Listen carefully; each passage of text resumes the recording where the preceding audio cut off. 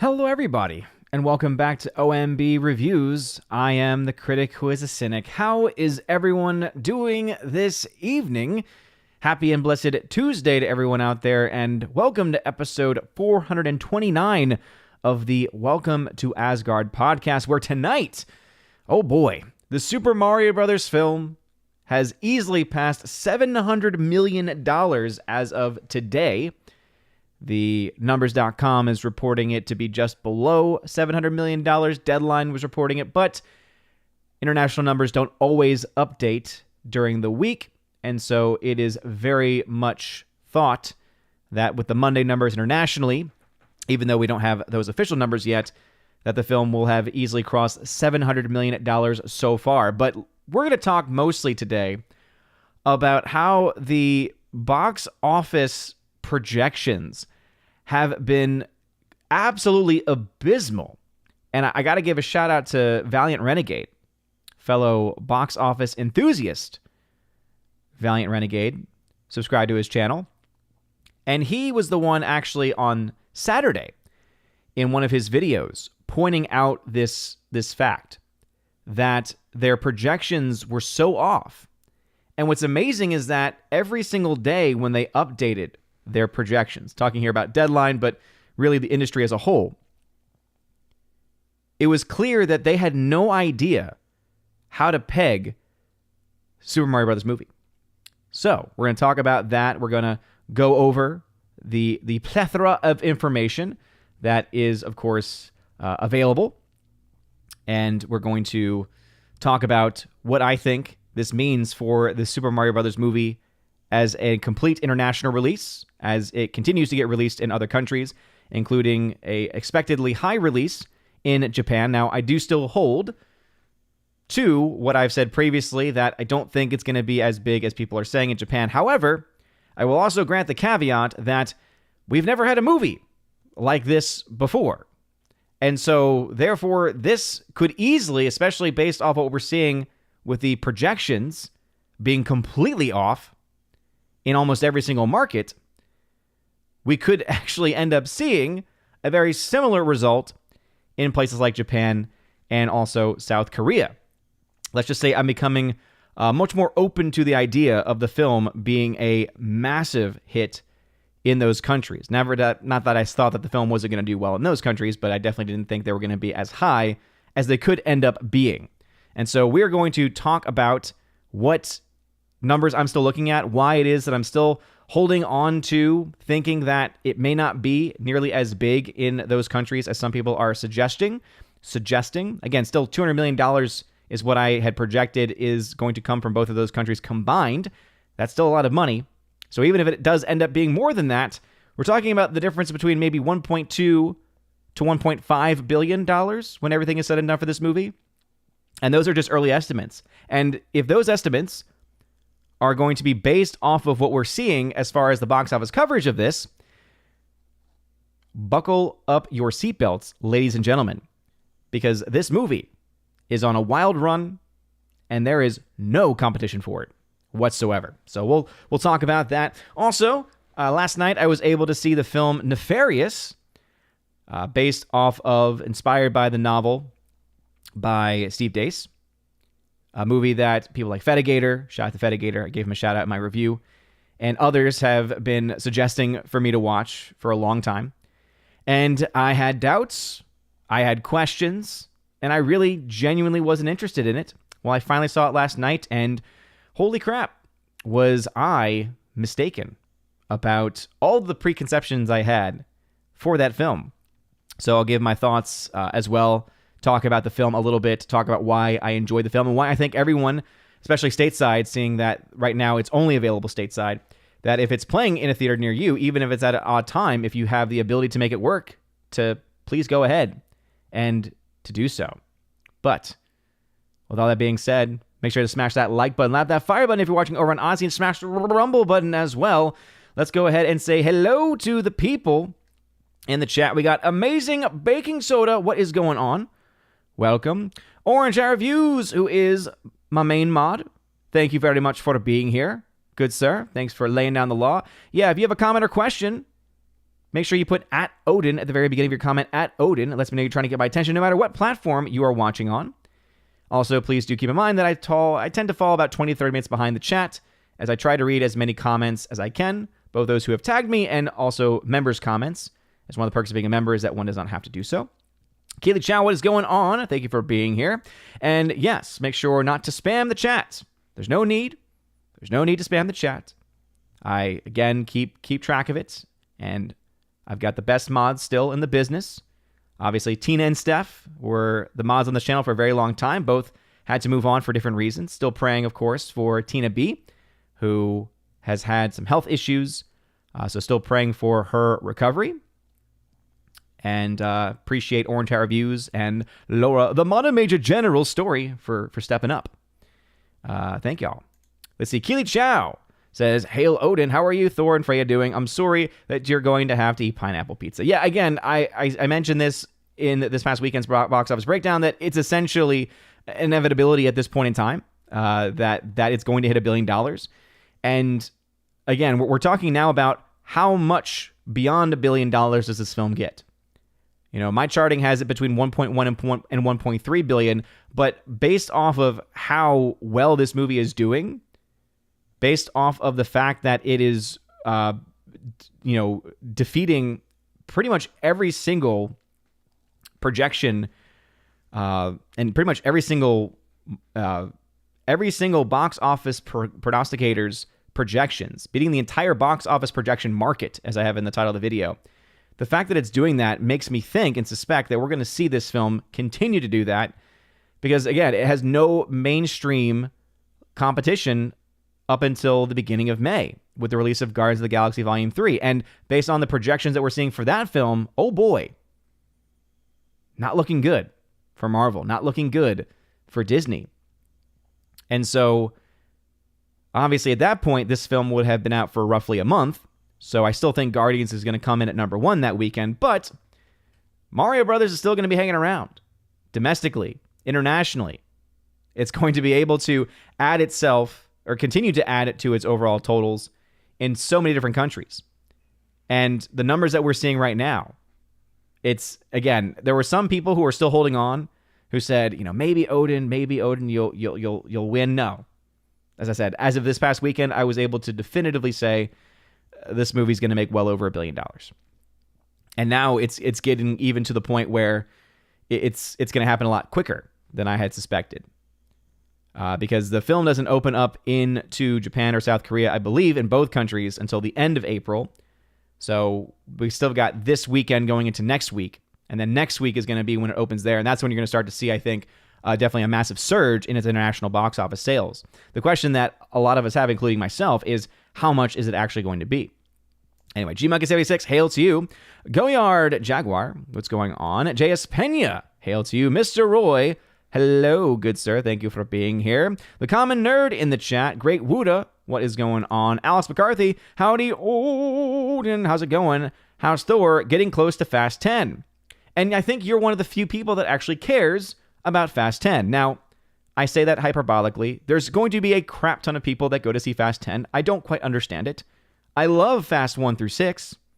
And then after 6, it just goes down a massive turd hole, is the best way to describe it. It's awful. Theological genius. I wouldn't say that much.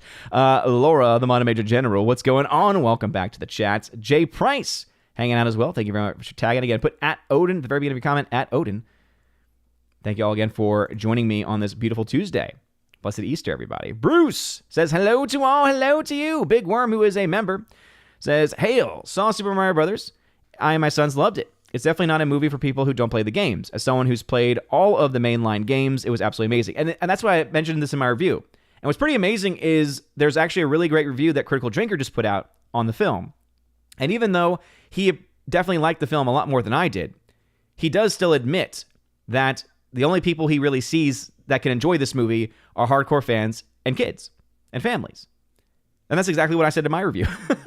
I mean, people I think may have gone after me for that assessment because I didn't end up liking the movie. Had I liked the movie, maybe people would have not have, been merely as mad at that. But I think it is still true. And I think the box office is very much showing that, right? Because we've seen that in a lot of other films where hardcore audience, right? Hardcore fans account for a huge portion of sales, whether that be movie ticket sales, multiple showings, merchandising, right? Hardcore fans buy that stuff. Kids like kids things. And this film absolutely does appeal to kids. But, and again, this is a generalization. This is not saying this is in every single case. I don't think this film, though, is going to have the same type of mass appeal if it doesn't in the future try to adapt its story to be a little, again, to have a better story. And I've mentioned this previously, too. I think that anyone who says, it's a Mario film, how can you, what can you expect? It's like, bro, even Critical Drinker used the same example that I've used countless times, which is, okay, then explain Up. Family movie, kids movie, animated film, brilliant story.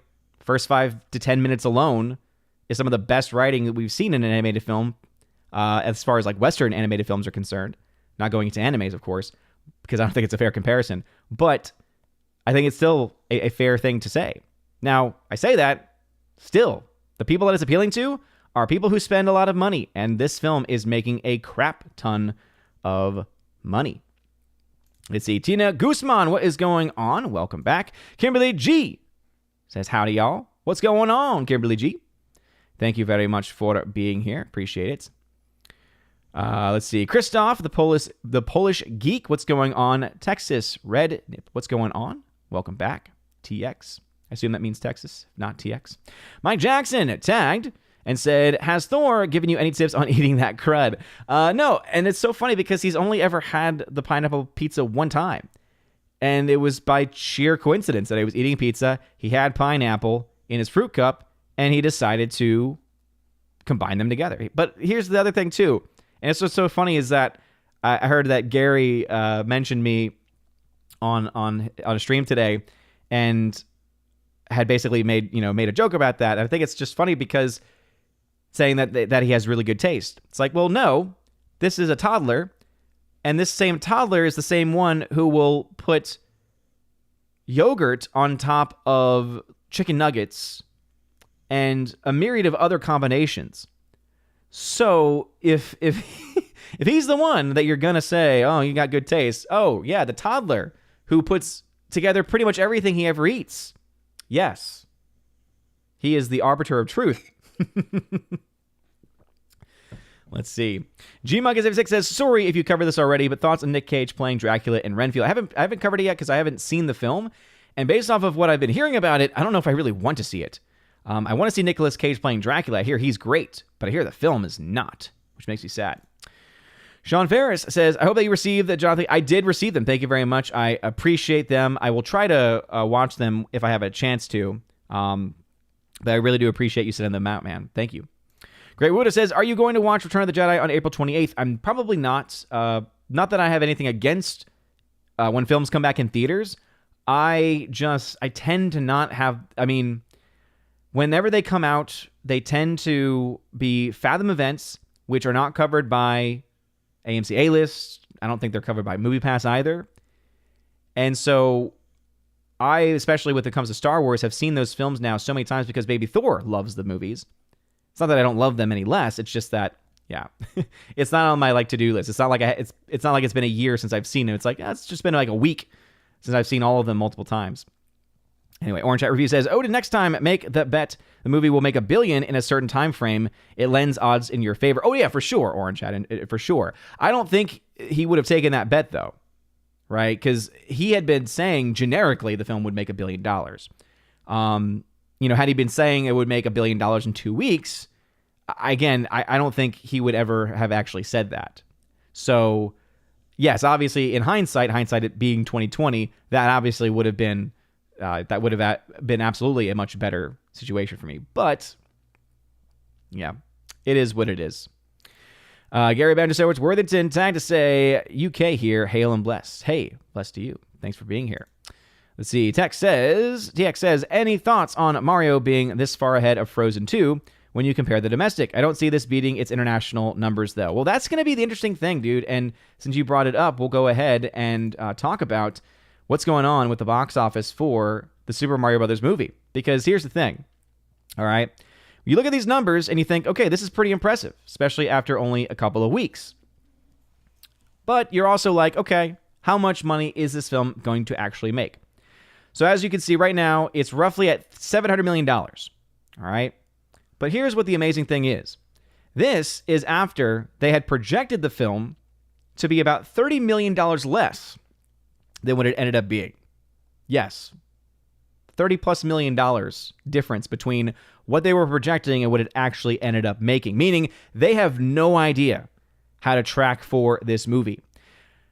In order to give a comparison, right, because I know that TX had asked about the comparison between this and Frozen 2.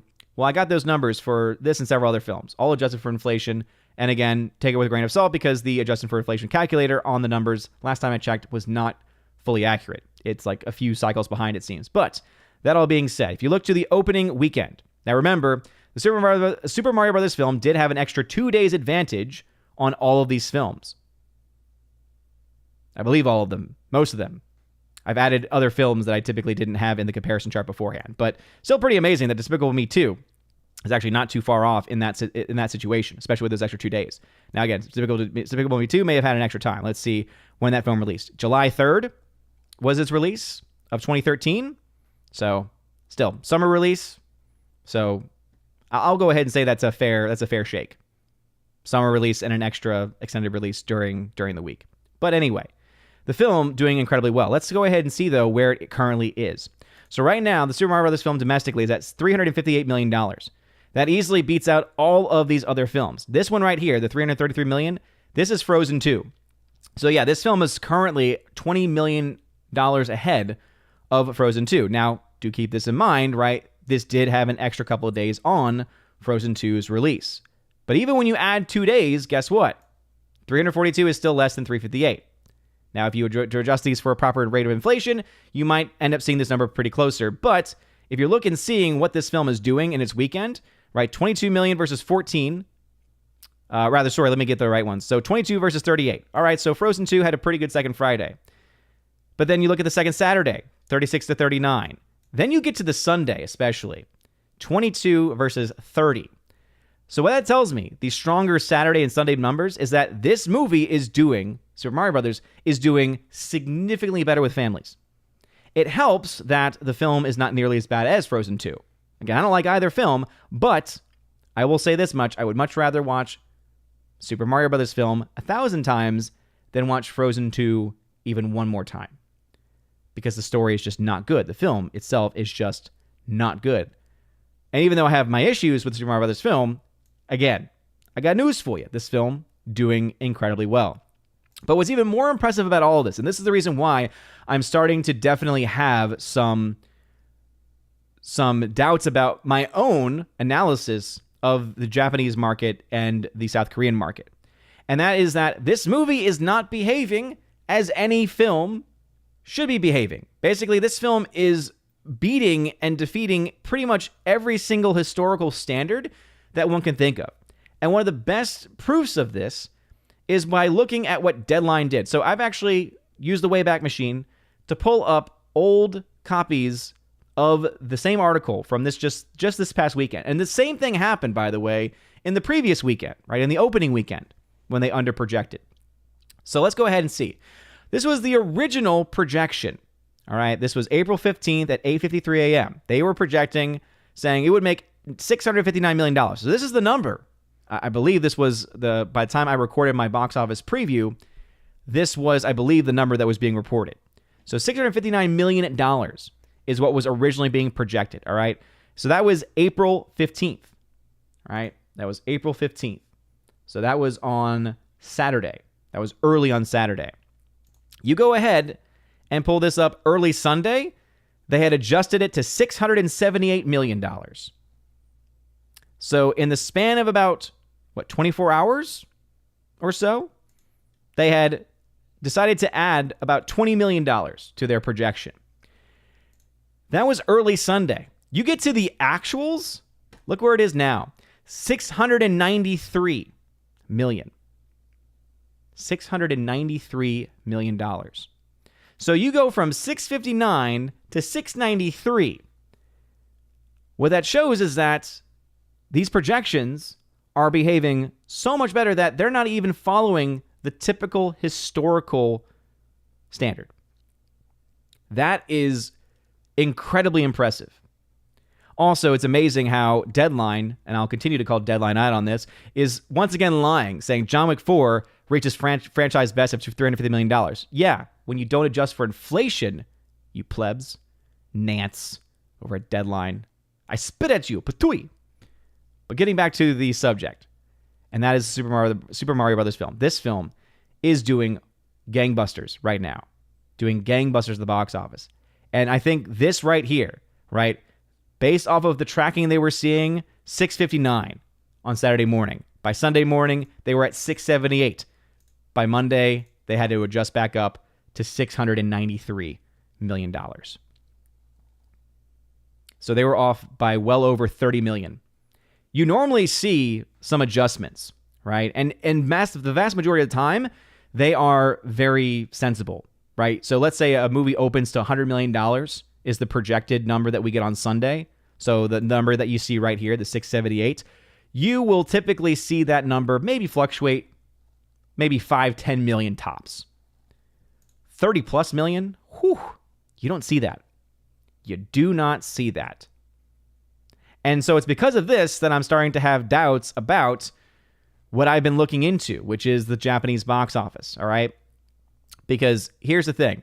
Interestingly enough, in the top worldwide box office, they're projecting right now that Super Mario Brothers is actually at 716. I don't know where this number is coming from, but it wouldn't surprise me if you took the estimated international numbers, which again, we won't have until this upcoming weekend, most likely, that this is probably where the film is right now. So you're looking at this movie probably getting to $800 million by the end of this weekend, maybe $850 million. And then I could totally see the film getting to $1 billion when it opens the next week, right? Even without Korea, even without Japan. It's amazing, though. It's truly phenomenal to see this. But I'm still holding on to a couple of facts. And the fact is, when it comes to films that were produced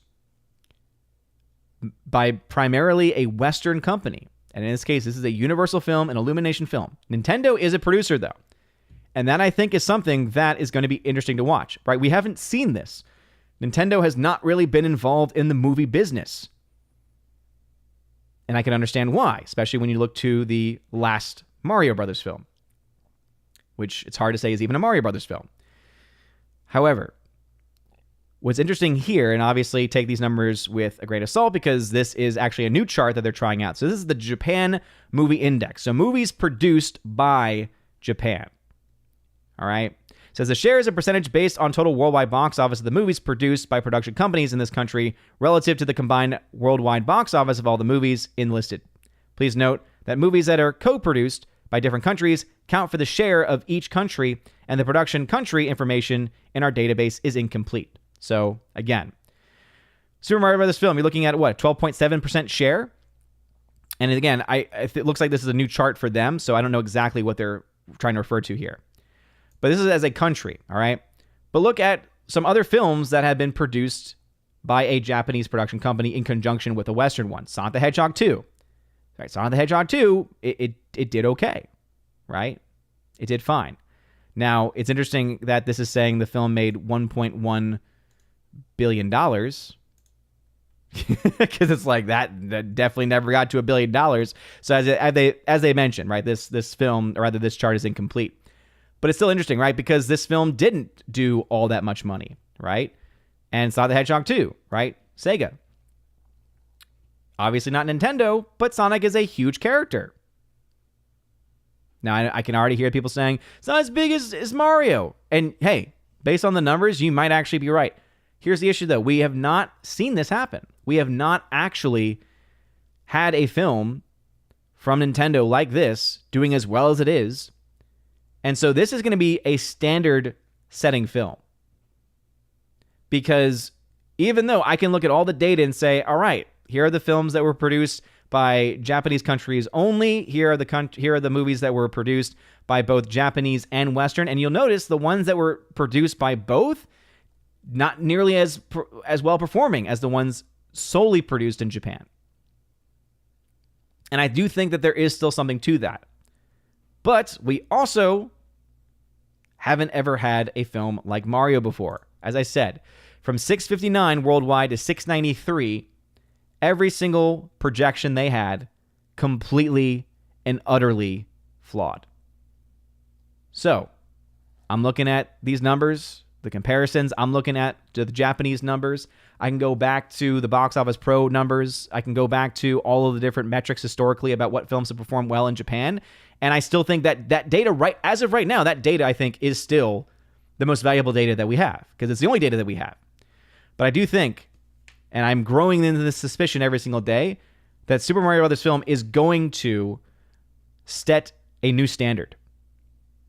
And if they're able, especially, to create better films with better stories when they adapt their other games, they're going to own the industry for the next several years. All we can do is hope and pray that Universal, working with Nintendo, stays a good relationship, that Nintendo still keeps control over creative input. They don't go woke like Disney has to such a immense degree, pushing for politics even in their films, more so than telling good stories. If they can instead go the opposite direction and instead say, okay, Mario, this was our start. Now let's start to talk about Metroid Prime. Let's start to talk about Legend of Zelda. Let's start to talk about a myriad of other films. Kirby could be huge too, right? But they gotta, if they're going to want to hold on to this, start to improve their storytelling.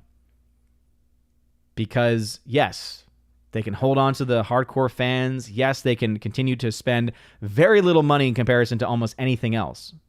The $100 million is still insane to me. But it's pretty amazing. It is pretty amazing to see.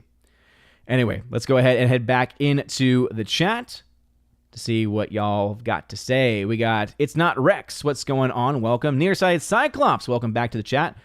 Not seeing anyone on Rumble or Odyssey. Hopefully those streams are working. I have those set up. I set everything up earlier, so they should be coming through. But Kincaid and Rumsky and Abomination are not hanging out over there, at least according to the chats that I'm seeing. But for those hanging out on YouTube, thank y'all for being here. Appreciate that. Laura, love you being in the chat. Dr. Martin Van Nostrand says, curious on the internet is how much film corporations make.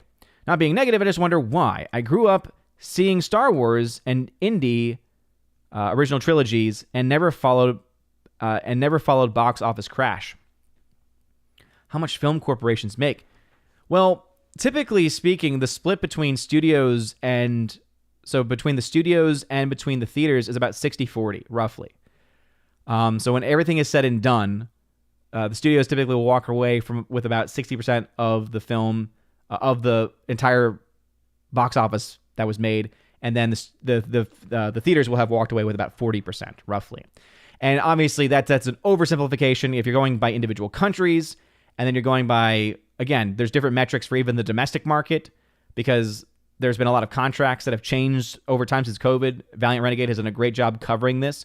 I still go by standards, though, based off of what I know to be true from the first-hand conversation I had with an actual theater owner who was able to tell me how much money was being made by the company for each ticket sold. And that's where my numbers come from. That's where my standards come from. Because typically in the first couple weeks, studios are getting about 90% of the box office receipts. And then after the first couple weeks, then you start to see much more evenly distributed amounts. And so if you have a very successful movie, that becomes very good for the theaters over time. Theaters, of course, make the vast majority of their money from the popcorn and drink sales. The reason why it costs so much, by the way, for popcorn and drinks is because that's where they make their profits. They don't make their profits off movie tickets.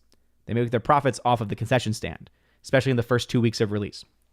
But even with all that being said, yeah, the box office crash that we've seen is really because of a slowly progressing, because it really has been slow, right? We're talking about probably the span of the last 20, 30 years. So that's still a long time of just films getting worse and worse and worse over time. Feta Gator, what's going on, dude? The legend himself. Christoph, hey, Christus Resurrexit. or rather, Christus Surrexit. Christus Resurrect? Absolutely. He's risen indeed. Cthulhu, trying to say, I think Nintendo will only look at Mario as a novel side project. It's a fraction of game profits, and they only get a fraction of $1 billion in ticket sales. Yeah, that's what's going to be interesting to me as well, right? And that's why I hope the numbers eventually does more with this chart, because I would love to see if they could find out what the share of the production cost is between films. Because, and again, this is something that could be unique in a certain respect to the Mario film versus other films, right? It's produced by Universal, Nintendo, Illumination, all right? So Universal, Illumination, it seems to me, and I'll have to try to see if I can find the numbers to indicate what it actually is, that Universal, Illumination have a huge portion of this as far as production costs are concerned. But obviously Nintendo did have a say, right? The rumors were that the original story was going to push even further the Peach Girl Boss narrative and go even just to an excessive degree with it. And apparently Nintendo came in and said, whoa, no, you can't do that. So whether that's true or not, who's to say? But it definitely seems like, okay, clearly they have enough control to be able to impact the story. The question, though, is who's spending the vast majority of the film or vast majority of the money on this film?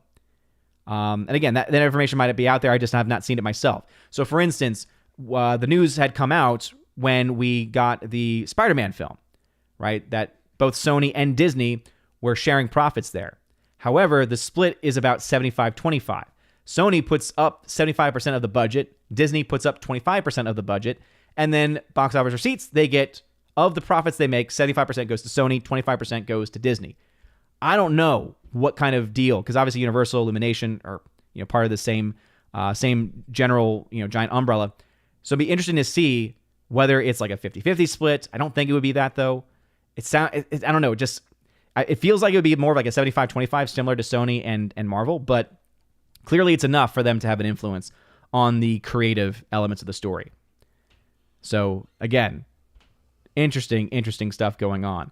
But here's the other thing too, right? If the film, and that right now at this point, this film is again barreling towards at minimum 1.1 to 1.3. And I think, especially if this kind of overproduction continues, then we're starting to talk 1.5, north of 1.5 billion. If people end up being correct about Japan and South Korea, and again, right now, all it is emotion and feeling, right? You can definitely look at the data of saying, okay, well, these countries love these specific characters, but you can't make a one-to-one comparison between the characters in different mediums. There's never that one-to-one crossover, right? So that's why this is going to be essentially the standard bearer. This is going to be the standard maker for Nintendo releases, right? And so this is going to be the film that we go back to when we say, okay, when the Zelda film eventually comes out, when the Kirby movie eventually comes out, when the sequel comes out, we're going to say, okay, how does this film compare to the first Mario Brothers film? Because we're not going to be able to compare this film. I really honestly believe. I don't think we're going to be able to compare this film to any other release. I'm doing it now because there's nothing else I can do. That's all I can do. Until this movie actually releases in those countries, we have no data to really work on. So some people are working on, again, I think, more flawed data, personally, because, again, there's not that one-to-one crossover. Doesn't mean that they're not going to be correct. Kind of goes back to Jeremy made a correct prediction, but his logic was flawed. And what do I mean by that? What I mean is that he correctly predicted the film would cross $1 billion. And again, that's an inevitability at this point in time. But he was using game sales. The reason why that is a flawed logic is because look at any other video game adaptation, compare the game sales to the adaptation. Now, people can come up with any excuse they want in the book. The fact remains, there's not ever been a video game film have this type of performance before. And so this, in many ways, is setting, again, a brand new standard. And it'll be interesting to see what the final numbers actually come out. Because here's the thing. No one knows what this film is going to make in those countries. I can make an educated guess. Other people can make guesses too. But none of us really know. Because it's never happened before. Right? This kind of movie has never happened before. Right? A mixture of Nintendo Studios production with Universal, whatever that split might be, we haven't had it. Anyway, let's see. Nova Trail Studios Had to say, do you think Trolls 3 will bomb since the age demographic it targets is way too young? I haven't seen either of the Trolls films, and I have no desire to see them, to be perfectly honest. So it could. The fact that they're making a Trolls 3, I know that means that the film is clearly, it's clearly selling to some people, right? And I'll try and see if I can, since you asked the question and asked it very nicely, let's see. Yeah. Oh, man, I forgot about Trolls World Tour. Yeah, that's right, because the sequel came out during COVID era. So Trolls World Tour only made $48 million, and then in home market sales, it made about $54 million. So this does not include PVOD sales, so digital sales. I don't remember the film making a lot, but hey, it very well could have. The fact that they're making a third one clearly indicates that they must have made something back on this one. Yeah, because obviously Amazon 4K PVOD. So I remember that this was a hard time for me. I can't remember. Honestly, I can't remember if I was even covering PVOD sales. I was just so frustrated with all the things that they were doing. But yeah, obviously video released by Universal. DreamWorks Animation was in charge of the financing for it. So anyway. So I could definitely see Trolls, even the first one though, even when you adjust for inflation, wasn't, a massive hit. It was definitely great compared to its budget. Made about 2.7 times its budget. Even that's actually not that high. 2.5 is typically break even. Which again, it's interesting. There are some people who say the standard is 3 times its budget to break even or higher. And yet, how then do you justify 2.7 justifying 2 subsequent movies? Again, I digress, but I think it is an important thing to bring up nonetheless. Great Wuda says, if you change your mind, I think Disney is releasing it and not Fathom events. I saw it being shown on other non-AMC theaters as well. Oh, I'm talking about Return of the Jedi. I figured you were talking about Return of the Jedi.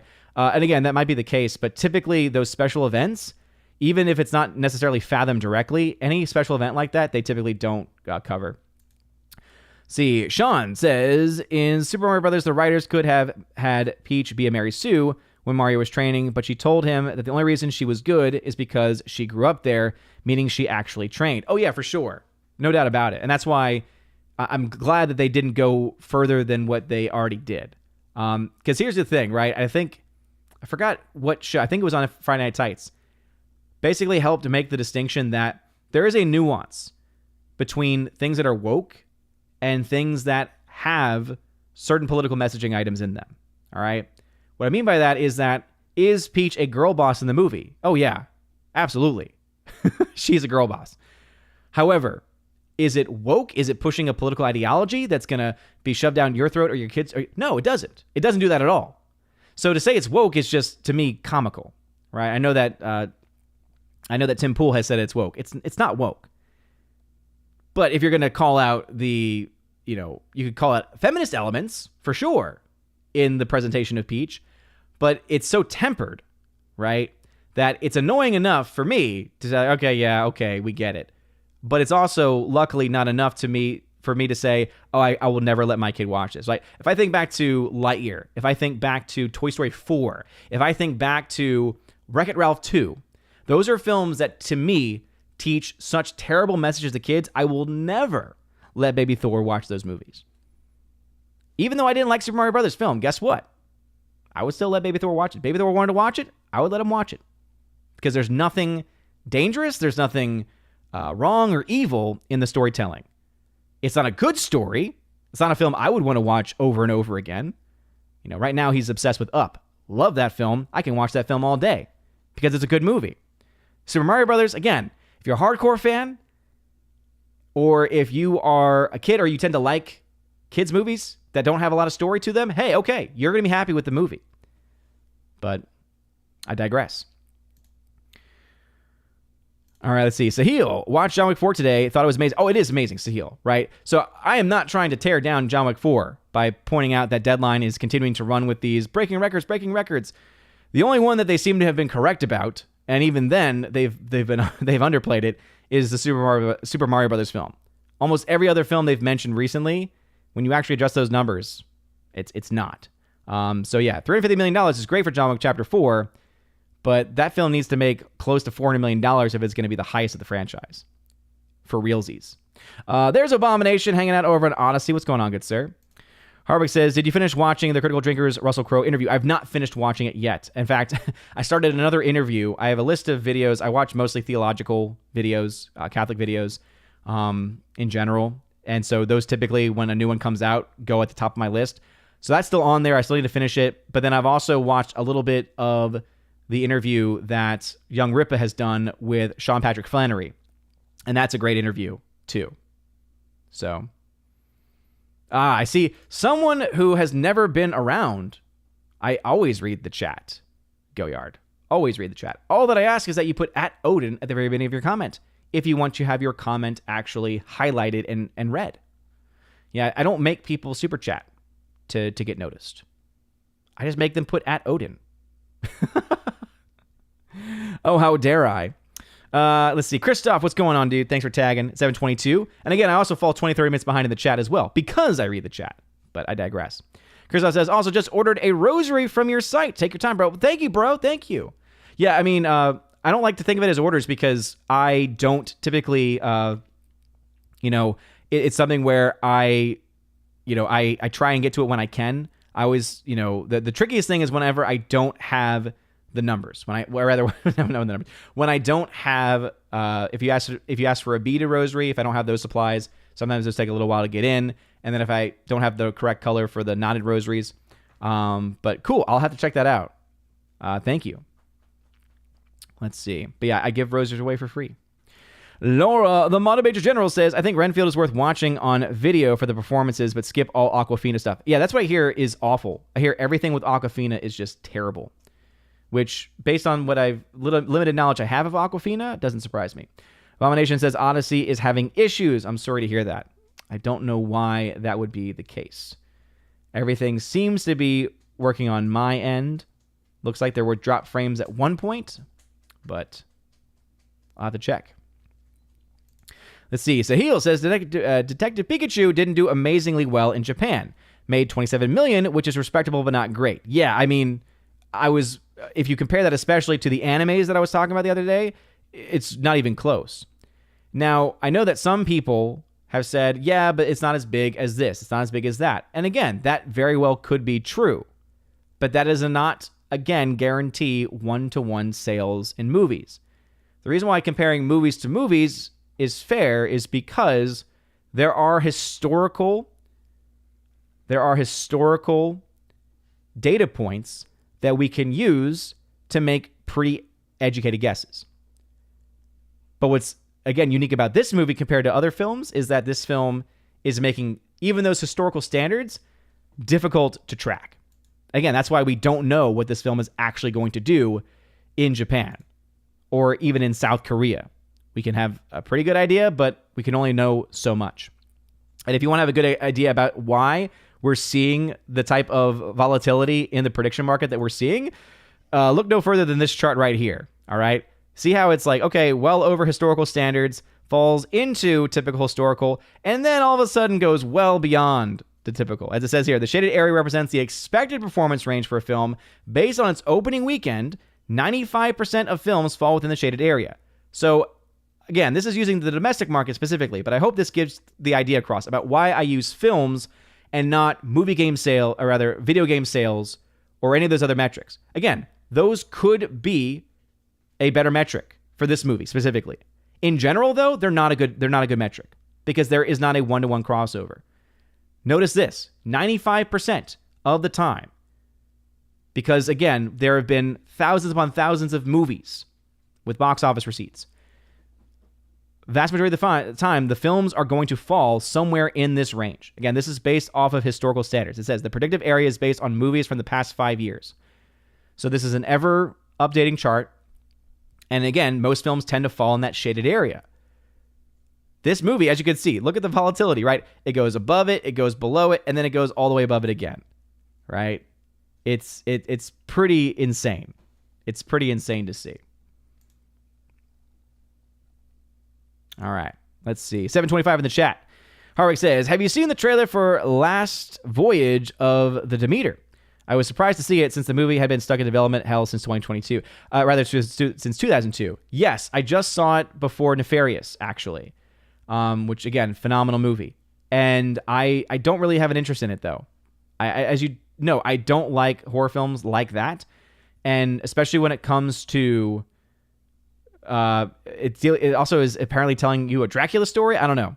I don't really have an interest in it. So... KN Kareen, welcome to the chat. Someone's salty. So salty that they couldn't wait just a few minutes for me to get to their chat and a super chat. I'll get to your super chat in a second, bud. Thanks for the thanks for the donation. Anyway, oh boy. I'm not going to read that out loud. Let's see. TX says, I think you're spot on with your take on Japan. Japanese tend to be protective of their IPs. I look at Ghost in the Shell as an example of that. And again, there are good arguments to explain why specific films haven't done that well. The Red Ronin says, your stream is repeating on Odyssey. It's weird. I can't stop it. I can't fix it. Sorry, dude. I wish I could fix Odyssey's issues, but I can't. So I'm live on Rumble as well. I'm live on Twitter. I'm live on YouTube. I give as many options as I can, but I can't troubleshoot issues when it's just on one platform. I wish I could, but I mentally can't. But when it comes to Ghost in the Shell, for instance, right, if we think about, I assume you're talking about the live action, right? That one had issues from the get-go with casting, right? So we could definitely look to other reasons as to why that film didn't do well. But I think using especially the comparisons of animes and other Western animated films, I think that gives us a little bit of a better metric there. Let's see. Christoph says, sorry for saying the same thing twice. No problem at all, dude. I know what you were trying to say there.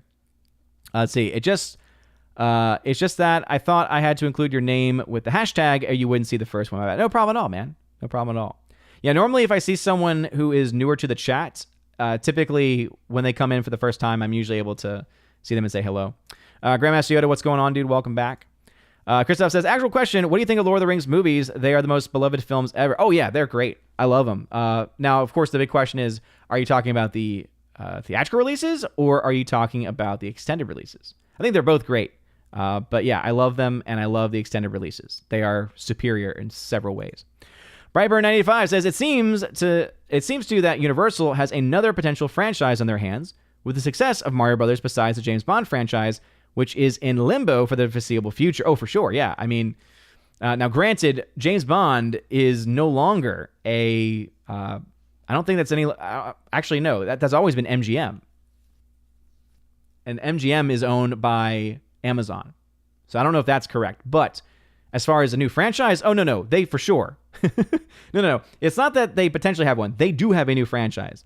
You don't make this kind of money. And again, the film hasn't even crossed $1 billion yet and has already made hundreds of millions in net profit. Sahil says, true, Mario making over $100 million in Japan seems far-fetched. And again, as of right now, yes, it does. But again, that's because we are looking at the data available to us. If this movie ends up coming in well over $100 million in Japan, will I be surprised? Yes and no, right? Yes, in that it's never happened with the film, right? There's no other film that we can use as a comparison because there's never been a film like this in several degrees. But also, I will be surprised because, again, based off of those historical standards, we're seeing a film doing, even more than one could ever have thought. So, yeah, for sure. Let's see. And again, that is okay. Night Ronin, that might be true. That does not actually result in box office success. Again, why is this film doing well? This film is doing well for a plethora of reasons. But to say that it's because it's the most successful video game franchise of all time is just not based on reality. Because if success in the video game franchise, or as a video game franchise, if that was the primary determining factor of a box office success, you would have seen a plethora of other video game films do significantly better than what they did. Pure and simple. So again, it's a bad metric. It's not a good metric to use. But again, going back to what has been said here, I think that what this film is going to do, though, is it's going to be a standard-setting film in its own right. It's amazing how when I say things like that, that seems to go through people's ears. When I say the film's going to make $1 billion, When I say these things, that goes through their ears because people are just so obsessed with having me admit that their flawed logic is somehow correct. Anyway, Hardwick. David F. Sandberg David F. Sandberg posted a half-star review of his own movie, Shazam! Fear of the Gods on Letterboxd, presumably as a joke. That's pretty great. Let's see. Thanatas Felicitas. Pray that baby Thor stays away from Barney. Oh, boy. Wow, that got a little weird. Hardwick says, have you ever seen... Actually, wait, sorry. So you mean like watching it over and over again? Yeah, definitely not. But when you say something like that out of context, there's a lot of things that could be implied. Anyway, Hardwick says, have you ever seen Sean Patrick Flannery as Indiana Jones in the Young Indiana Jones Chronicles? I have not seen that one, actually. I've not seen that. But I definitely love him in Nefarious. I think his performance in the film is phenomenal. I think it's absolutely phenomenal. Let's see. Orange says, I know you are not a horror fan, but there was a trailer for The Last Voyage. Yeah, I already talked about that a little bit. Yeah, I have no interest in it, to be perfectly honest. Abomination hanging out over on Odyssey tagged to say, the only fair comparison is the live-action Mario movie from 93. That movie broke records in Japan, right? And again, that's not a good movie. And so I can understand why the film, I mean, that movie, for all intents and purposes, is not Mario. But I do think it is still something worth bringing up in the discussion because it is still an adaptation of the most successful video game franchise of all time. Again, no one's taking anything away from it being the most video game franchise of all time. All I'm saying is a fact, which is that video game sales do not give a one-to-one return in box office performance. And there is a plethora of film data to back that up. You don't have to like that. It's still true. You know what else is true? And again, you seem to be missing it. Airheads. This movie is a huge success. It's making hundreds of millions of dollars in profit. It's going to make well over $1 billion, and it's going to be successful in pretty much any country it releases in. I don't know if they heard it still. I think, chat, those who are here all the time, do you think that they've heard that? Do you think it finally got through to them? I don't think it did. But anyway. Hannibal Grimm, Fossy, what's going on? Oh, speaking of them, you are biased. Sonic 1 and 2 made money. Okay, well, first off, please actually, spell that out. I appreciate the super chat, brother. But if you're going to try to say, you're biased, man. No. Sonic 1 and 2 were both not great films. They were both incredibly flawed. And yes, I never said that they were box office flops. So, one, where are you even coming from? And two, calm down, buddy. Calm down. Anyway, Dr. Martin. Enjoyed Mario, but it's nowhere near my top 20. The last week we watched How to Train Your Dragon movies, Despicable Me, Kung Fu Panda, and Shrek movies. Those all had better writing and stories. How to Train Your Dragon, the first one, yeah. Great film. Kung Fu Panda, the first one's fun. But I would definitely say story-wise, yeah, for sure.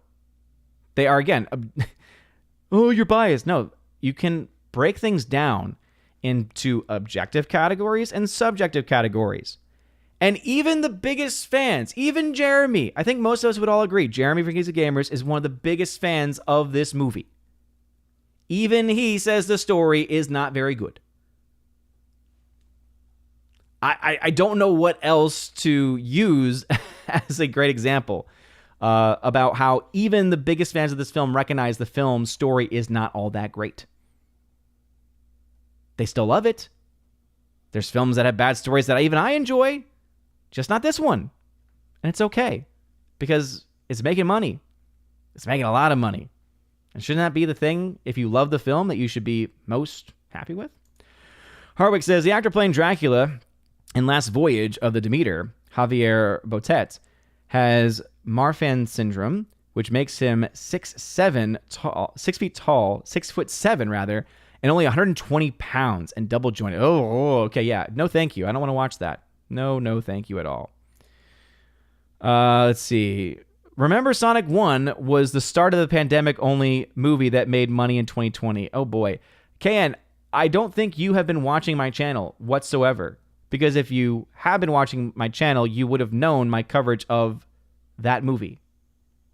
And again, if we're talking about the pandemic, you mean the film that came out before anything got shut down made money? Oh. Anyway, General Wingster, your cope is real, and you should enjoy your pineapple pizza. I said it, boys, so where are my cookies? General Wingster, I love you, man.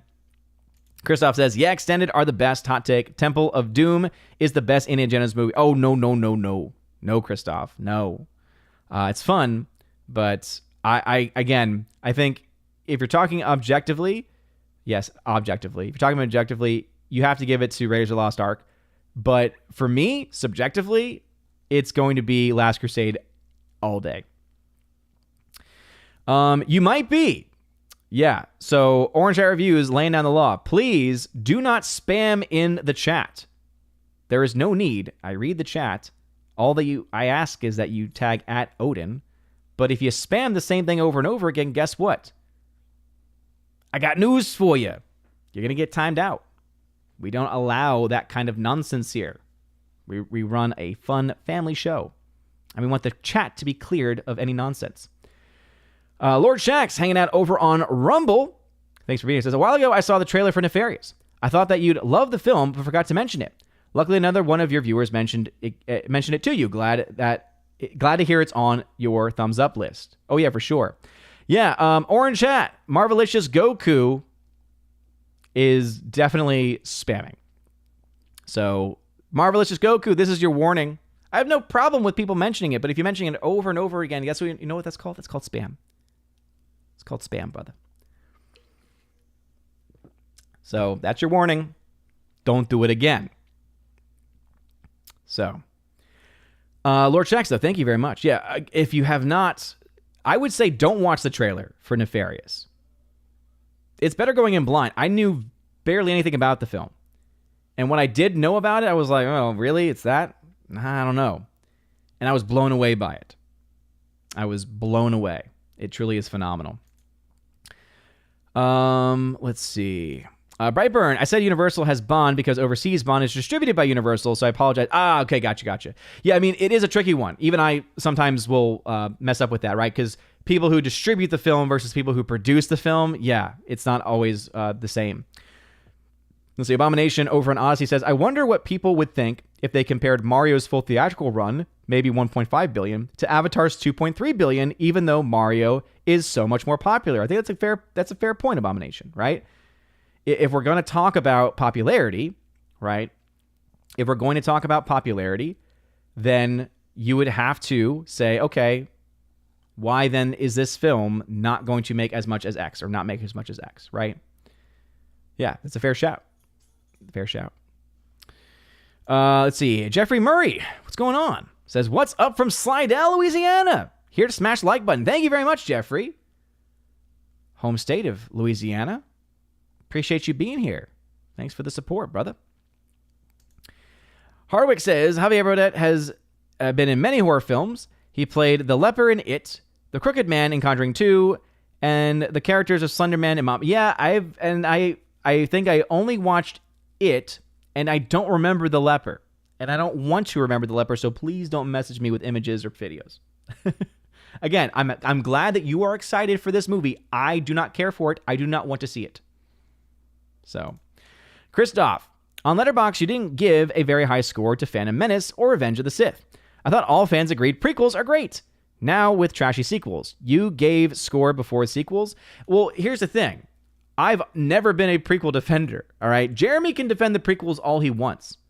I would rather try to base myself in reality.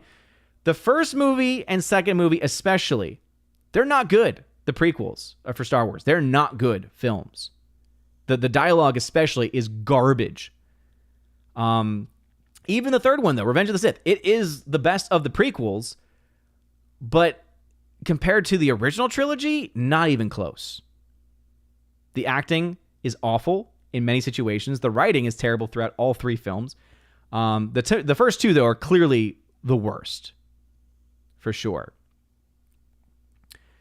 General Wingster, I'm surprised at you.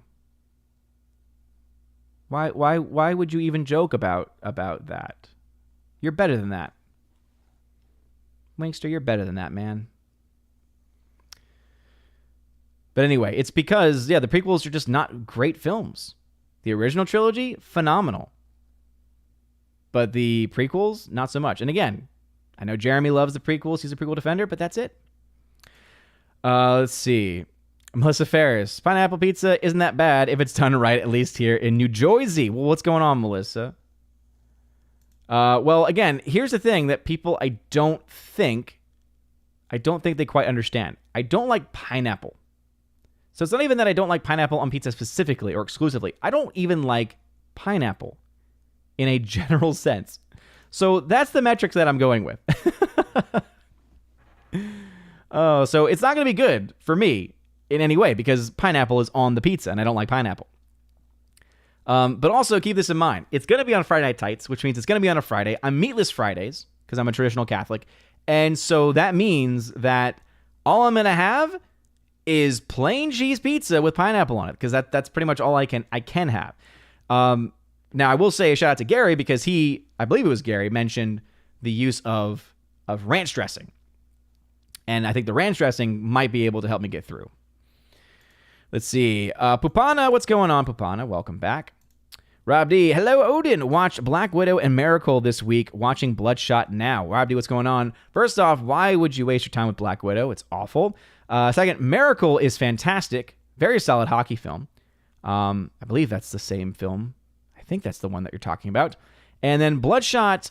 Yeah, I never saw Bloodshot. I didn't really have a lot of interest in it. Abomination. What? How could anything be better than now this is pod racing? Oh, don't get me wrong. I love the prequels in the worst way.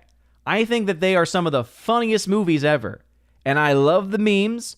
The memes, I think, save those movies from just being completely lost and obliterated in history. The memes are phenomenal. I can't tell you how many times I quote, I don't like sand. It's coarse, rough, irritating. It gets everywhere. I use that all the time. There's a great musical called Annie, A-N-I, the musical, which is all about Anakin Skywalker. And it's hilarious. There's a song that is a love song that uses real lines from the movie, all the quote-unquote pickup lines as the musical jokes that Anakin uses on Padme. And it's great. From the moment I first met you, I could barely breathe. Like, it's so good. It's so funny. Just watch that one song alone. But yeah, they're awful. King Rumsky, he finally is here on Rumble. He says, sorry for the delay. Landscaping had to be done today. Oh, no problem at all, King Rumsky. I was concerned that the stream wasn't going through. And you're the one that helps me. Hannibal Grimm tagged to say, it's a simple story. Just as the source material they are tapping with one hell of a launching point for them to do more in the future with the story. Oh yeah, for sure. I guess here's what I can point to, right? Yes, it's a simple story, but why is it that Bowser just became Jack Black? In all honesty, think about it. In the beginning, Bowser was coming across as what you would typically think of Bowser. Over the course of the film, though, you're like, okay, now Jack Black is just being Jack Black. Especially when you got to the song. Which, again, if you like the song, great. But you don't look at that and then say, wait a minute. This is nothing like the villain Bowser that we're typically used to. And again, obviously, that is a creative direction they decided to take. And mega fans like it. Kids like it. Sure. Vanaith, let's see, he says, it may be better to compare the 93 Mario domestic compared to what it got from the Japanese box office when comparing the same from Super Mario Brothers. And again, I would say yes if the Super Mario Brothers film was not as garbage as it was. So, Hardwick tagged to say, I find it interesting that Universal is releasing 2 unrelated Dracula films. I don't... Hardwick, man. I know that you're excited. I know you're excited. I do not care about Dracula. I just don't. It's not my thing. Let's see. Christoph, on Letterboxd, you have a list called Blu-rays. Is it list of movies you recommend to own on Blu-ray, or is it a list of movies that you simply own? Yeah, I don't know why I've continued to have that list as a public list. I probably need to change that. no one's ever dug into my letterbox before. So I was trying to see if Letterboxd would be a good system to keep track of all my Blu-rays. It ended up not being nearly as good as I thought it was going to be. So that's all that's just a list of the Blu-rays that I have. And it's not even all of them, because over time I got very tired of it. Orange Hat, indeed. My comment question was the warning. We'll make adjustments next time to make... Oh, yeah, Orange Hat. Yeah, next time I would say probably just tag them. You are a lot more generous than I am. And I appreciate your generosity. Yeah, that was not a critique of you, good sir. It was a critique of the person. Zach Richmond, what's up, brother? Yeah, born and raised New Orleans, Louisiana. Born and raised. Sahil, I think this is actually a fair metric. Yeah, episode 1 is a 3 out of 10. Episode 2, 1 out of 10. The third is 5 out of 10. Yeah, so, I would probably say for me, the first one is, I do grades. So I think the first one, Phantom Menace is a D. I think, and again, my Letterboxd reviews may not perfectly correspond to these, but I don't think either of them are good films. Again, and I'm trying to think objective scores here. I'm looking at D and an F for the first two. The third one is a C. Revenge of the Sith is a C at best. And again, that's not terrible. And if you love the film, great. And as I said, I love the prequels, as Alex McCarthy, of course, loves them. I love them too, just not for the reasons that you probably love them. So, what's the greatest cinematic experience you've ever had? Oh, boy. It's hard to say. I got to see The Hateful Eight in 35 millimeter. He was traveling that movie around. So that was pretty cool to see that. And the film is phenomenal, too. The sound, of course, also was great. Because it was on 35 millimeter, it meant that the sound was analog. So that was really cool. And the score was beautiful, especially. I'm trying to think about anything else. People may not like the film. Talk about simplistic stories. Gravity in IMAX. The cinematography for that film blew me away. It was gorgeous. As far as most recently, easily I have to go with my watching of Nefarious last night. I can't tell y'all how phenomenal the movie is. And again, I mentioned this in the review. It's not going to be a film that everyone's going to like necessarily, because not everyone is interested in a film about, two people who are essentially just talking to each other. But I think that the reason why the film needs support, right, whether you like it or not, or rather whether you're even interested in it or not, there's a few things that I can say. So let me go ahead and pull this up. So this is actually from Bowing to Comics. So a thought-provoking supernatural horror exercise in morality. I think that's one of the best ways to describe it. It's clear to me, and this is the reason why I think the film needs support. Not only is it a great film, not only is it thought-provoking, not only is it just phenomenal in so many different ways. It's hard to quantify. I'm still kind of speechless by the film. And I think ultimately, though, the reason why it really needs everyone's support is because this film is being attacked in so many different ways. Now, whatever you believe about what is the source of the attacks is totally up to you and the individual person. But here's what we know, all right? The MPA, the organization that is in charge of giving films ratings, gave this movie an R rating. This film has no nudity, no language, doesn't even use the Lord's name in vain, come to think of it. And the moments of violence that are in it are incredibly tempered. Apparently, I was watching an interview with the creators of the film. They said that the reason why they were told the film got an R rating is because at one point in the film, one of the characters breaks their own finger. Now, all you actually see is them grab their finger and do a motion, and you hear a sound. And then they show you the finger, but not graphically.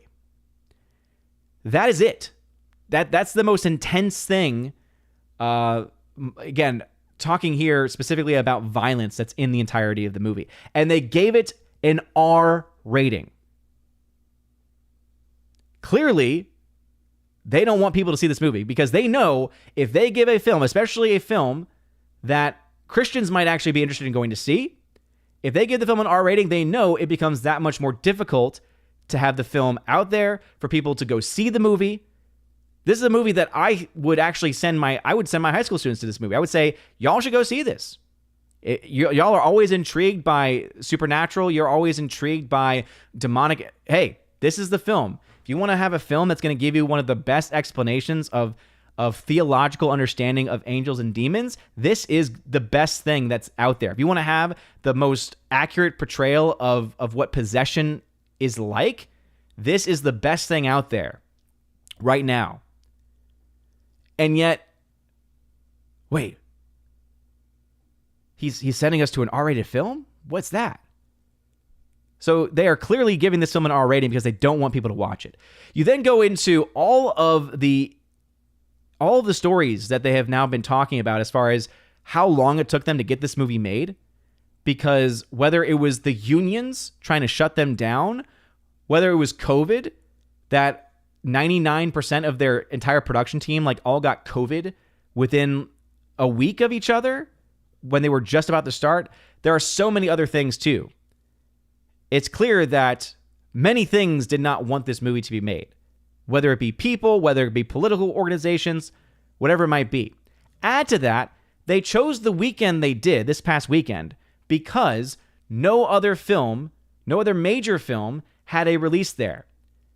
And then out of the blue, what happens? Pope's Exorcist, which is a Hollywoodized version of an exorcism, gets released. Same weekend, gets moved to the same release date. And a few other films also get moved to the same release date. So the film was originally supposed to be out, I think, in 1,200 screens, ended up falling below 900 because they could not justify the original amount. The original amount was based off of no other films being available. It was the only new skin in town, and they limited its reach, these studios, by releasing their films and moving their films' release schedules to this weekend. Now, one could easily say, okay, well, it's probably because they saw no other films really coming out. They didn't think Nefarious was going to be much competition in general. Okay, I'll give you that to a certain extent. But to me, I think the one film especially that makes things a little bit too on the nose is that you have a film called The Pope's Exorcist coming out the same week now as this movie, which deals also with exorcism. So that's why this film needs your support, because it got shafted in its initial release opening weekend because of these other studios putting their films out. It doesn't and hasn't made a whole lot at the box office at this point in time, and it won't.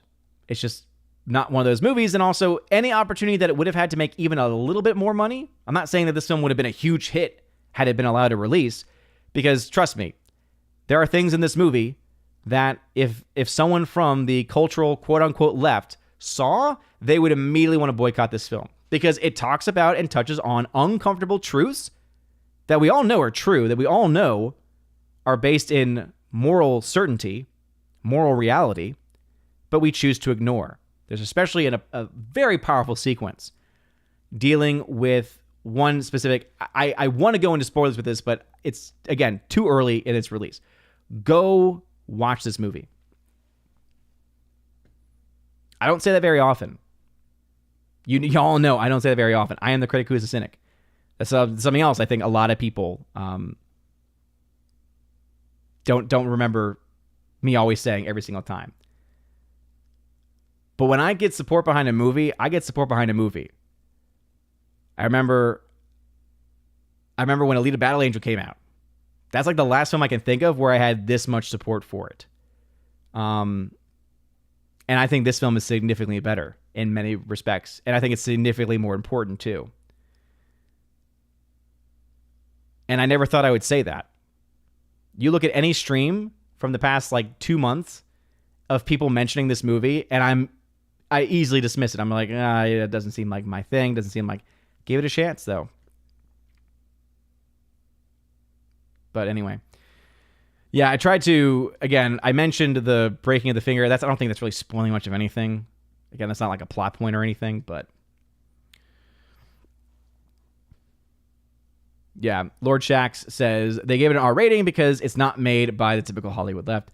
Keep as many out as possible, so plain to see. Yeah, and again, I think there's several other things that you could look to. King Ann Rumsky says, speaking of Dracula, is the new Blade movie on or off? Everything that I've heard seems to indicate that it's just lost at this point.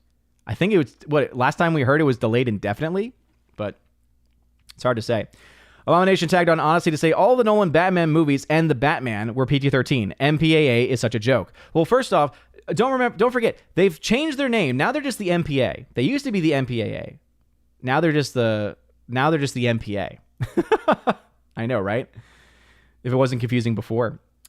And I mean, you look to those movies and you're like, okay, those had a lot more violence than this film does. There must be something about this movie that they don't want people to see. I wonder what it could be. Mike Jackson, what's going on, brother? At 8:01, so I'm about 14 minutes behind. I do believe that the Specialized Original Trilogy is the best of the Star Wars movies. Fact. I also think Project 4K's version, shout out to Hardwick, who got me onto those. I believe it was Hardwick who got me onto those. Shout out to good sir. Both the Despecialized and the Project 4K films are great. Vinay says, can you add jalapenos to the pizza? If you like those, it does make it better, in my opinion. I don't like those either. That's the thing. I don't like those. Everyone said that. Everyone said jalapenos or barbecue sauce or something like that. But again, I don't hate barbecue sauce, but it's not my favorite. I'd rather have ranch. Ranch is like my comfort sauce. Harvey says, I like Walmart's Sam Choice brand Buffalo Ranch chicken pizza. Interesting. Brightburn, I think Tim Burton's Batman films have lousy stories, but I still enjoy them on a visual level over something like most of the DCEU minus Wonder Woman 1 and Shazam. Haven't seen Fury of the Gods, and you shouldn't. It's not good. However, I actually will say I think the Tim Burton Batman films have much better stories than the vast majority of DCEU. But again, DCEU has had a lot of problems for a long time. Hannibal Grimm, what is going on? Jonathan loved pod racing, says Hannibal Grimm. I saw Clones when I was 8, and I somehow blocked it all out, says General Wankster. Can't wonder why. Hannibal Grimm, it reminded me of Dark Helmet. Oh, Dark Helmet. Cthulhu. Here the latest from Disney with Lilo and Stitch casting Reese. They need to offer classes on how to destroy an iconic company in 3 easy steps. Oh yeah, I have. I didn't make a video on it because, I really try to avoid those kinds of news stories. I know some people love that kind of stuff, and I used to cover that kind of stuff, but I've gone through a lot of changes ever since becoming a dad, especially. And again, one of the things where it's like I just love talking about box office numbers, doing the breakdowns, and talking movies. Those are my passions, talking theology, politics here and there. But I try, I don't know. I think it's also because I'm just so over it. It's like, yeah, of course they're doing that, right? For those that may have missed it, so they cast a native Hawaiian girl to play the mom character in Lilo and Stitch. And people on Twitter had a hissy fit because she came across as too white. These are the same people who defended the casting of an African-American woman in the title role of Ariel from The Little Mermaid.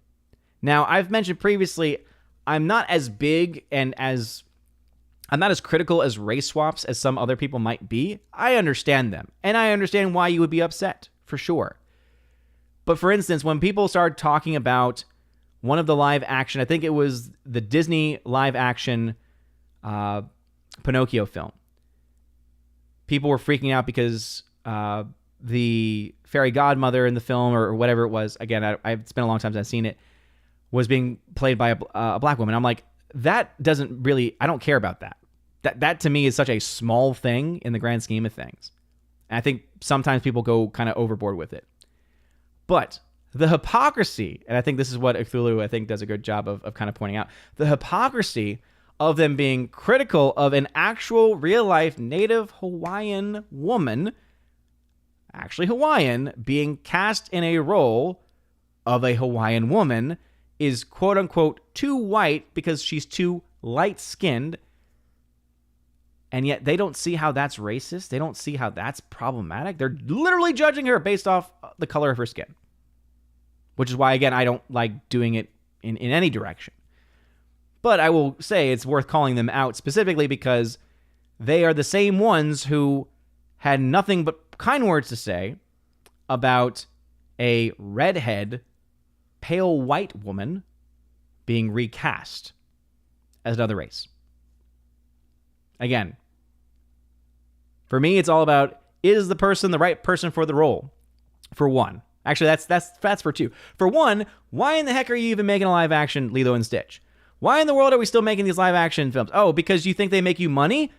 Have you not learned anything from the last few years, Disney? People are tired of these films. Yes, you can point to some films that were able to make you a few bucks. But what have they done for you lately? Not a whole lot. That's where I start. Why are you even making these movies in the first place? And then second, I would say, okay, who are you casting? Are they the best person for the role or not?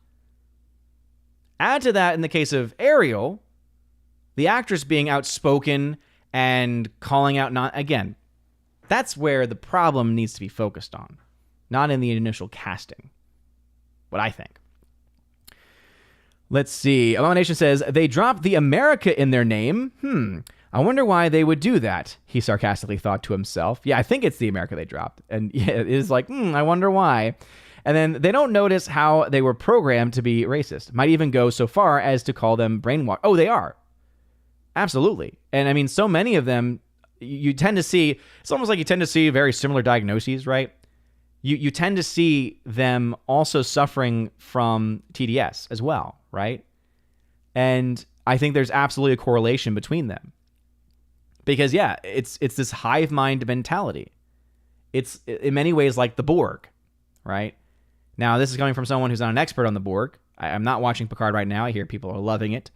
I've not watched all of the Next Generation. I've seen a handful of episodes here and there. My only real knowledge of the Borg is actually from the beginning of DS9. DS9 is the only Star Trek that I have any knowledge of whatsoever. And by the way, if in anything I said previously, I accidentally said Star Wars, I apologize. It was not my intention to trigger anyone. I know that's a sensitive topic for some people, but especially when people misspeak. But Star Trek, my only knowledge of Star Trek is DS9. So at the very beginning of it, you have Borg Picard. And so that's really my main knowledge. But I understand at least the concept of the hive mind. But that's what these people are in many ways like. Over on Rumble, let's see. Over on Rumble. King and Rumsky says, I just saw a YouTube interview of an English priest, something like, Waka was his last name, where he said he is not doing Novus Ordo masses. Oh, dang, yeah. Oh, wait. I think you might know who you're talking about. Because there's a priest I just discovered, too, who just released a book last month, and he actually recently got kicked out of, he was in the priestly fraternity, he was in the FSSP, and then he got kicked out. Because this actually stems back from like the beginning of the pandemic. He was a priest who was basically saying no to his bishop. He was saying, no, I'm still going to say mass. No, I'm still going to do this. So disobedience. Anyway.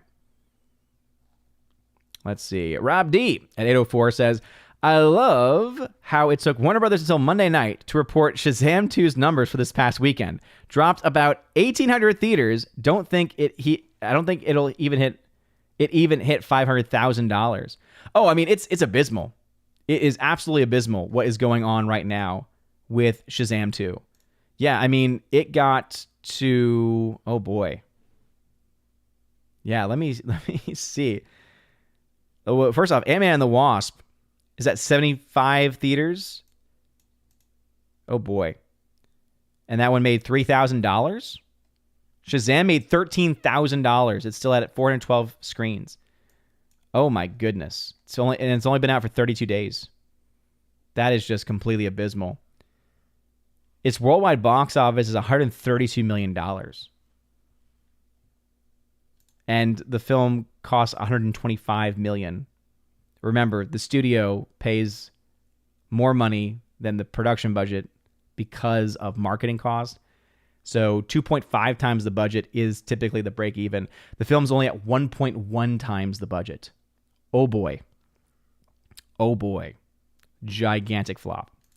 Orange Reviews, thank you very much for being a member for 33 months at the Army of Asgard level. Appreciate you, brother. Says, Odin, have you ever seen Universal Soldier with Jean-Claude Van Damme and Dolph Lundgren? Thoughts if you have. I've actually never seen Universal Soldier. I've heard of it. The only actual knowledge I have is I believe there was a spin-off of Universal Soldiers featuring Bill Goldberg from the WCW. That's the only knowledge I have. But Orange Hat, thanks for being a member for 33 months, brother. And thanks for cashing in your free membership super chat. Hannibal Grimm, hey Odin Dracula, how dare you? Christoph, by the way, I have my own YouTube channel where I review movies and shows. Can you offer tips for more subs? Only 112 so far. I had channel for 11 months. All I can say is, do you love doing what you're doing? If you love doing what you're doing, keep on doing it. If you are doing it just because you want to have a lot of subscribers or you want to have financial success or whatever it might be, if that's your primary motivation, I would personally say you might want to stop. If you're doing it for fun, though, and you love doing it, keep on doing it, dude. Keep on doing it.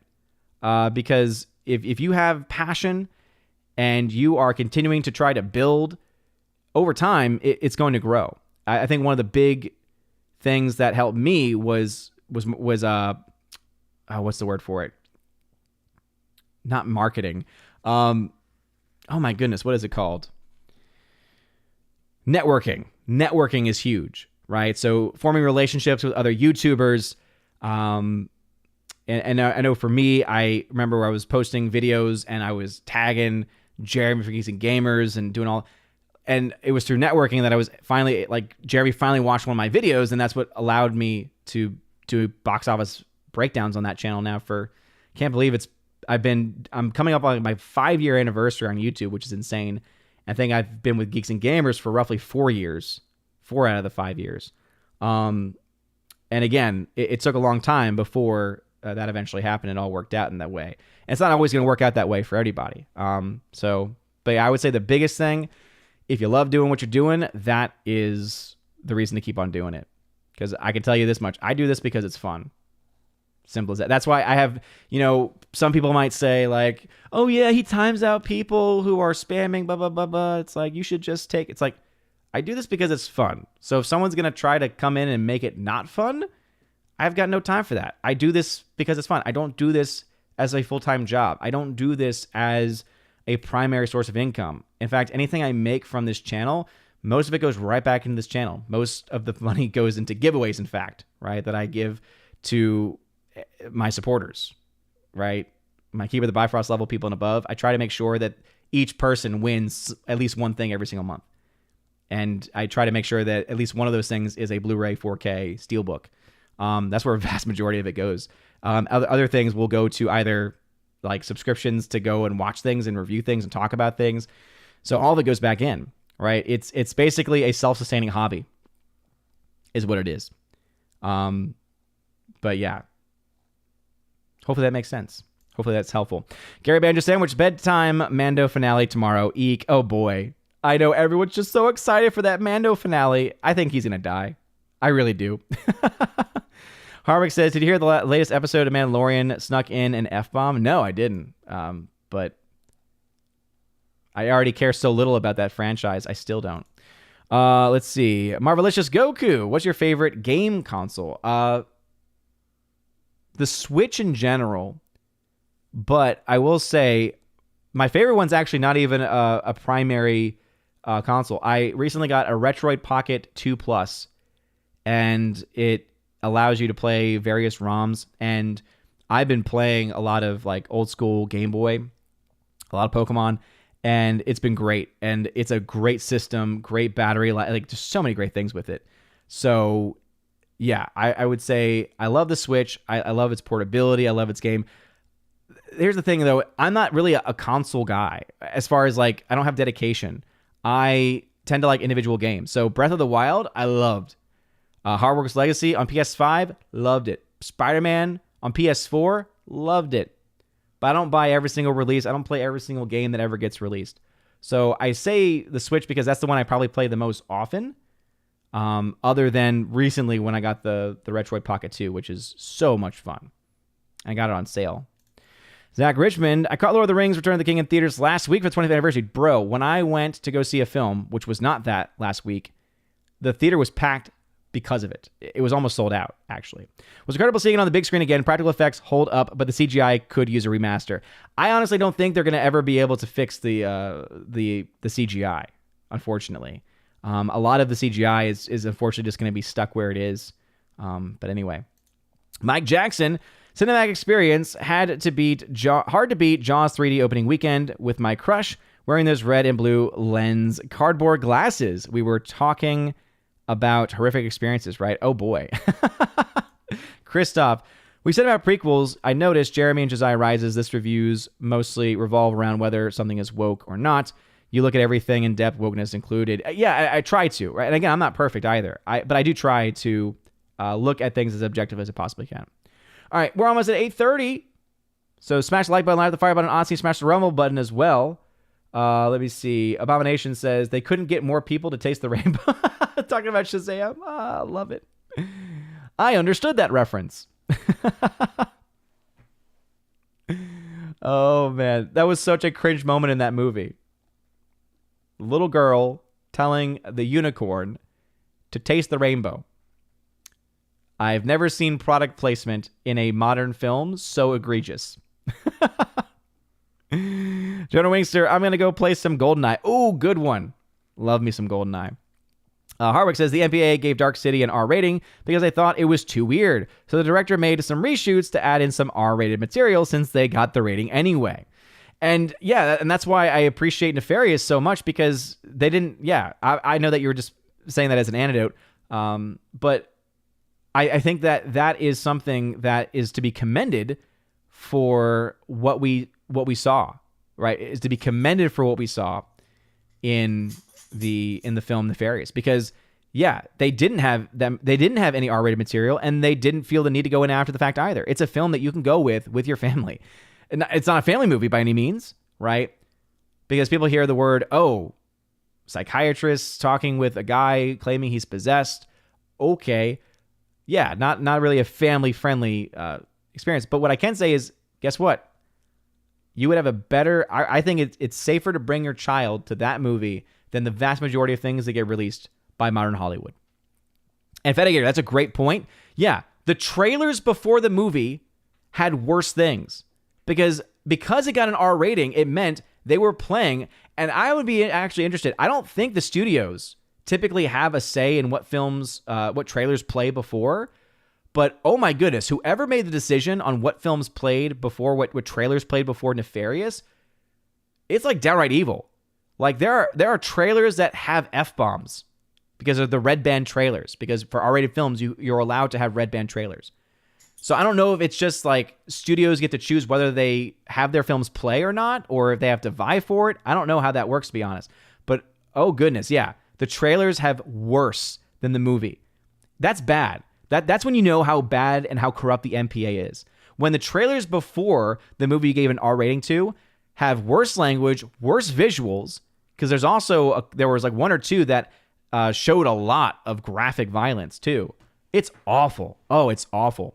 And in fact, I would say if you're going to see Nefarious, you may actually want to show up 20 minutes late, so that way you don't watch those trailers. Because that's the other thing too, is that I could see someone finding out about this movie going in, whether they be Christian or, have a proper understanding of spiritual elements, or maybe they're like quote unquote conservative, libertarian, whatever it might be. I think there's a lot of different things that can appeal to a lot of different personalities. But I can see a lot of people going in, especially Christians, and being very offended by the trailers before the movie's even started, because the movie has nothing offensive in it. It's ridiculous. King and Rumsky says Hollywood needs a exorcism. Yes. Fact. Absolutely. Laura says, just Googled Nicholas Hoult to see what else he has done. I had no idea he was the main war boy in Mad Max. Oh, yeah. Oh, yeah. What a day. What a lovely day. He's great.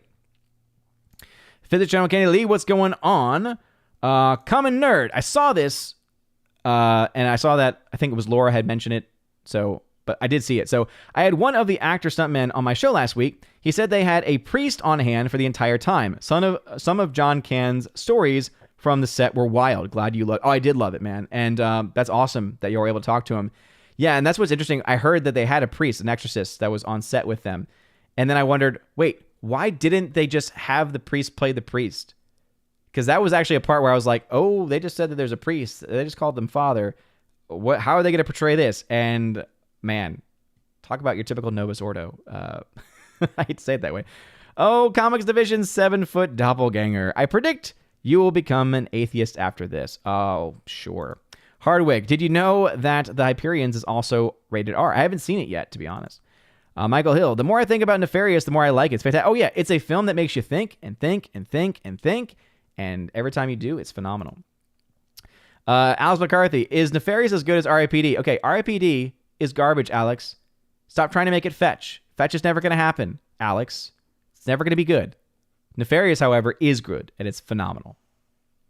Super says, hey, sorry I'm late. Today's discount day at my local theater, so I went to see John Wick 4. I hope you enjoyed it.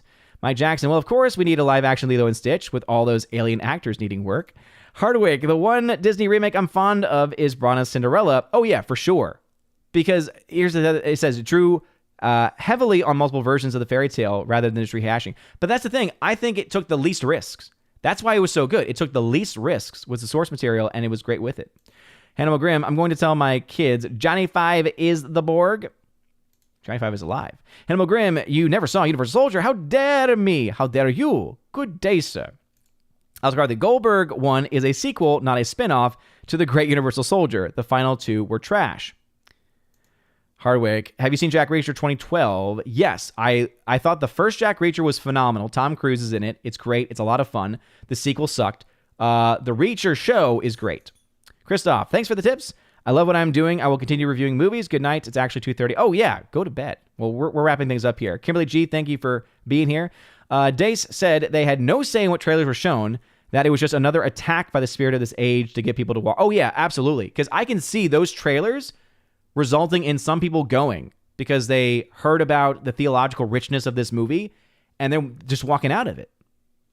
Yeah, I think it is just whether you think it's evil incarnate or whether you just think it's the evil that exists within modern day Hollywood and the entire Hollywood structure, evil has impacted the release of this movie. And it comes down even to the very rating of the film as an R-rated film. When the trailers before an R-rated movie are 1,000 times worse than the movie itself, you know there's a problem. Kinky and Rumsky, is Nefarious as good as The Exorcist? I personally don't like The Exorcist, not as a movie, but The Exorcist is disturbing, and I don't like that. This movie is not. It will disturb you in a way where you won't have nightmares necessarily, because they don't rely on that cheap imagery, on the Hollywoodized stuff, right? There's no demon face. There's no creepy, jump scare stuff. Like there's a couple of jump scares, but it's not the typical, demonic fare. Instead, it's here's what actual diabolical influence looks like. And they show that through a conversation. Think if you've ever seen or ever read, especially the Screw Tape Letters, which apparently, from what others have said, the original Steve Dace book is inspired by the Screw Tape Letters. Look up the Screw Tape Letters. That is basically what this is. It's a conversation between two people for the vast majority of it. And it's brilliant, theologically rich. But culturally, I think it was culturally rich as well. But there's no denying the theological element. Hannibal Graham, sounds like they played Evil Dead Rises. Oh, yes. They didn't play Sisu, but Evil Dead Rises, they played the red band Evil Dead Rises, which is a lot more graphic, violence-wise, than anything shown in Nefarious. It was disgusting to see what they did. Especially in hindsight, looking back and remembering, looking to those interviews and everything like that. It's insane. So anyway, with all that being said, we'll go ahead and wrap things up there. So thank you all very much for watching tonight. Tonight was a fun one, as is usual. So the big takeaways, of course, is that Super Mario Brothers is doing phenomenally well. So well, in fact, that even the professional box office predictors can't keep track of it. I always like to make fun of them, but hey, I can't even keep track of it. None of us can keep track of it. And that's the reason why I think this film is going to end up doing... I don't think any of us know what this film is going to do. This film has become so unpredictable. These predictions have become so volatile that if this film were to make $500 million in Japan, I would both be surprised and not be surprised. I don't think it's going to do that. Again, I have only movie history to look to try to figure out what the film's going to make. And for me, the combination of Japan and South Korea, based off of historical standards, this film should give about $200 million from both combined. That all being said, if this film ends up making a lot more than $200 million, it wouldn't surprise me. Now, Like, especially with the numbers that we're seeing. I don't think people can say, oh, I knew this film was going to do well. I knew this film was going to be great. No one knew it was going to be this successful. No one knew it was going to be doing this well. And if you say that you did, I'm sorry, you're lying. I can at least admit I was wrong in my projections. I was wrong in my predictions. There were things I clearly didn't account for. I was wrong. That doesn't mean that you're right on every single instance. That's all I say. Laura, I love it. It's a race. It's a race. I'm winning. My wife and I finally watched Rat Race. I'll end on that note. We watched Rat Race, and she thought it was funny, but she also was like, I never want to watch that again. And I was like, no, my heart is broken. She doesn't like all kinds of humor. So for her, the sequence with Wayne Knight and him, I just have to call him Mr. Bean, with him and Mr. Bean and the heart, she hated that because she was like, all she could think of was, oh, but someone really would have needed that heart. I'm like, it's not real, honey. It's not real. Doesn't matter. She does not like that kind of humor. I loved it. I thought it was great. That's a movie I would rewatch again because it's just so funny. Anyway, with all that being said, it is well past the end of the show, and I need some ice cream because I am exhausted. Anyway, you guys are all amazing, and beautiful people. Smash the like button, like the fire button, Aussie, smash the rumble button as well. Continue to have a blessed Easter season. Go see Nefarious. It's clear that I think forces both of the world and beyond the world are trying to stop it from being seen. Whether you think that's crazy or whether you think that's reasonable, up to you. Regardless, I think you should go see it. I think you should go see Nefarious and support it for no other reason than the fact that it's clear that at least Hollywood executives and Hollywood types are trying to stop people from going to watch it and going to see it. So if it's playing near you, and again, right now it's just in the States, hopefully my big hope is that not only do they get a digital release so that way we can more easily support the film, but I really hope they get a physical media release because this is a movie I would love to buy again. The Barbie Museum! I had forgotten about that sequence completely. I remembered what happens after the fact once they get Hitler's car, but the Barbie Museum part I had forgotten, and it was so good. Oh, such a good film, Rat Race. But seriously, though, go see Nefarious. It's phenomenal. Anyway, you guys are all amazing and beautiful people. Hope you have a wonderful rest of your evening. Great rest of your week. I'll see y'all on Friday Night Tights. And then I believe we have the Chosen of Valhalla stream this weekend. I think it's this weekend. It's either this weekend or next weekend. I'll have to check my calendar. But anyway, stay tuned for that as well. Anyway, have a wonderful day, everybody. And as always, God bless.